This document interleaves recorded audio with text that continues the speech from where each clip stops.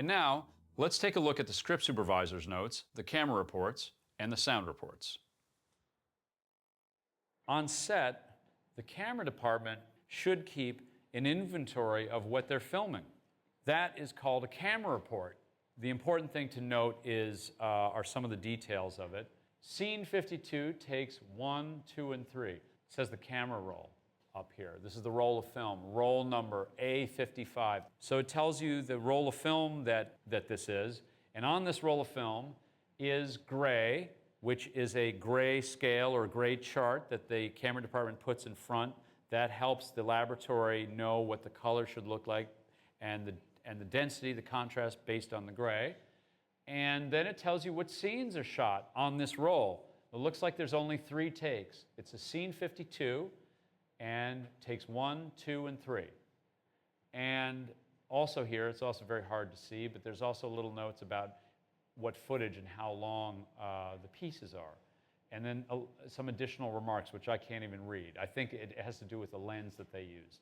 But there's information, the most important being what the camera roll is and what takes are on that roll. This is all metadata, or what will become metadata. This will accompany, or a copy of this report will accompany the footage, whether it be film or digital, will accompany the footage to the laboratory, or facility that is processing it. This lab and facility will process the footage and send it out to the people, distribute it to the people who need it. That means they may upload it to a secure server so that the producers can look at the film, but they'll also prepare it in the format that I've asked for, so I get it in the editing room. A lot of people get it. It isn't just me in the editing room. The producers have to get it in a format that they can look at it, usually uploaded so they can look at it on their laptop. But I don't want it on my laptop. I needed my format that I just described to you guys so that I can edit with it. Well, all along, this information needs to be carried through those steps in the process. You know, late in the game, Damien Chazelle might say, you know what, I need to add a new shot, a visual effects shot to the movie. Let's choose this shot. Okay, we've chosen this shot. Okay, and then I have to tell my visual effects supervisor and editor and visual effects producer, okay, Damien wants to use here's a new shot. We recut the sequence, here's a new visual effects shot. You guys need to know about it. You need to create it, basically. And so they say, okay, fine, I see what you're trying to do. Good, okay. What shot is that? Okay, where does it come from? All right, it comes from, what's the camera roll? A55, it's take 2. Okay, so we'll pull that piece of film out of the archive. We'll pull it, and we'll take that original piece of film and now have it scanned so artists can start working on it, et cetera, et cetera. So this information is something you have to be able to. It has to stay with the footage, stay with the frames all the way through the end of the process. So with the film every day, your assistant should get copies of the camera report to tell you it gives you an inventory of what you're looking at. So the camera department gives you a camera report. The guy, the person, the man or woman who records the sound on set will do a sound report. The sound report has information to tell you what sound roll it is, whether it's a digital sound roll or a physical sound roll. It tells you on this sound roll, it tells you what the time code is. It tells you what the reference level of it is. It tells you the movie, the sample rate, all this very technical stuff, but it's still important. It's important to know, to keep track of the file type. But you can see here, if I look at the sound report, it gives me an inventory of what is on there. Scene 106 takes 1, 2, 3, 4. It gives me some notes on it. Rain, truck, NG. NG means no good. So this tells me, for this take 106A, take 1, and maybe some of these other takes, it sounds like maybe the sound wasn't good because it was raining. It also tells me, the sound mixer has told me how many tracks he's recorded and what I can find on each track. This over here is track 5 is a character named Bert. That's that character's sound, that character's microphone. This tells me that they use several microphones for different actors. This says Bobby and Mike. This says another character. This track 2 says boom, meaning this was recorded not with a lavalier like what I'm wearing, but with a boom microphone. That's important to know. That's certainly important for me to know, but also important for our sound department to know, because a boom sounds very different from a lavalier mic. And then this says mix. That is a track that the production mixer has mixed himself. It's a rough mix, but you know, the production mixer has taken all of these microphones and doing it live, he has mixed together the track in a way that he thinks sounds good. In other words, he's able to do this live, and it actually is something. It's a combination of a rough combination of all these different microphones. Whereas these microphones are meant to be isolated, clean, and so I can't just edit the scene with just this one microphone because it's only this one guy. So when I get all the audio tracks, by the way, I try to always edit with this, but that's just for my rough cuts. Later on, the sound department will go back and mix and match whatever they think sounds best. They'll go to these isolated microphones. I like to get all of the material that was shot or recorded. I like to have it at our fingertips. So that means that I like to have all the different microphones. It doesn't mean I'm going to use them right away, but I like to be able to access them. The circle take is basically considered the director's best take. The one that the director says, let's circle that one. That one's good. And so in the old days, what used to happen is, because you were trying to save time, people were trying to save money, you would only print or send the circle takes to editing. And that's what you'd work with. Well, it's important to remember, circle takes, it's what the director wants. It's never what, oh, the sound mixer is recording, and the sound mixer says, oh, I like this take, I'm going to circle it. That's not what it is. It's what the director says is circled or good. We still have circle takes, but we get everything.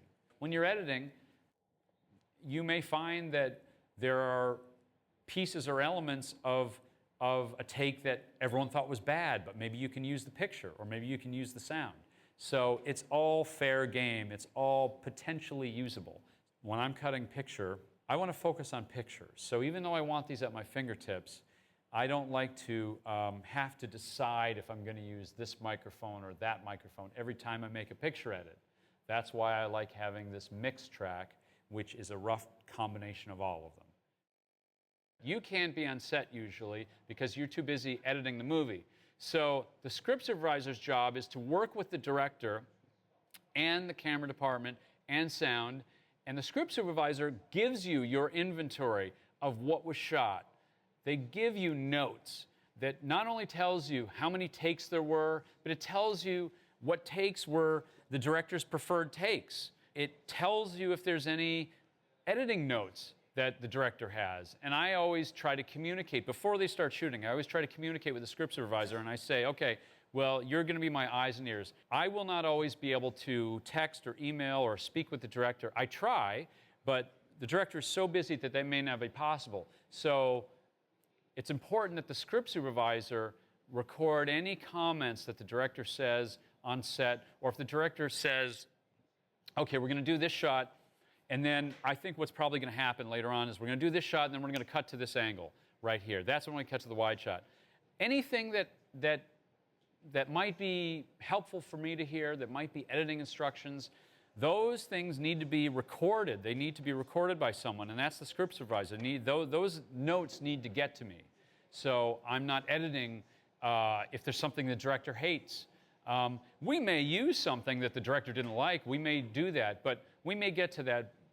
But we'll probably get to that later. You don't want to come out of the gate and have something start off with something that the director didn't like or doesn't want.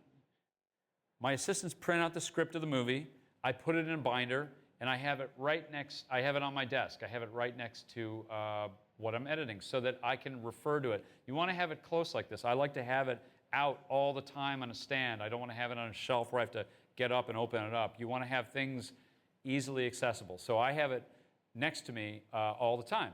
Every day when the footage comes in, they replace my clean script pages with pages from the script supervisor. It will start looking like this. So each line represents a camera angle. So this says 44, and WS means wide shot. And the line, it basically goes down to tell you what action or dialogue that angle is covering.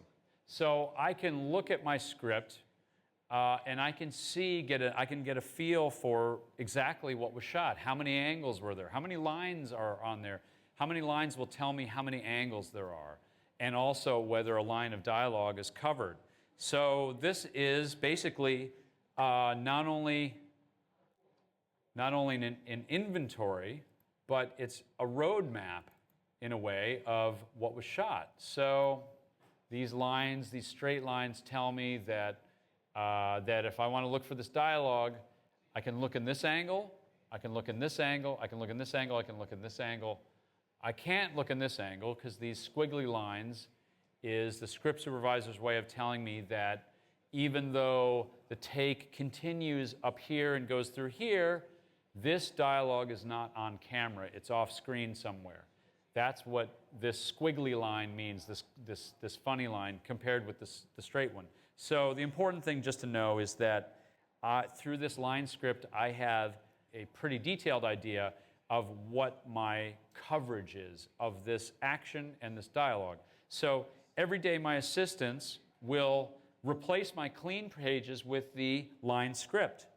The script supervisor has on set communicated with the camera department and with the sound department, and by that communication, that script supervisor has figured out that these takes are on camera roll A91 and on sound roll 13 and 15. It's very important to get these script notes, line script, and these detailed notes, this log, editor's log. It's important that I get this with the footage. It's less helpful if I get the footage and then I don't have these notes, because I need to know if I have questions about the footage. It's our responsibility as editors to get as much information as possible. If this is information that the script supervisor knows and the director knows and producers on set, if they're aware of this, I need to know this. It can't simply be that I get the footage and then the director calls me, the producer calls me and says, well, how do you know that shot I'm talking about? And then I say, well, I don't really know because I know I have a couple shots. They look pretty good. I can't be vague. I have to know exactly as much as possible what they know. Looking at the script supervisor's notes, do they do 5 takes or 6 takes? It can't be, I don't know, this is just what I got. That's something you can never say. You can say, well, this is all I got. You have to be able to, you and your crew are responsible to make sure that you get everything that was shot or recorded for the movie. And you have to have clarity about that. And this was true on a small movie, and it's certainly true on a big movie.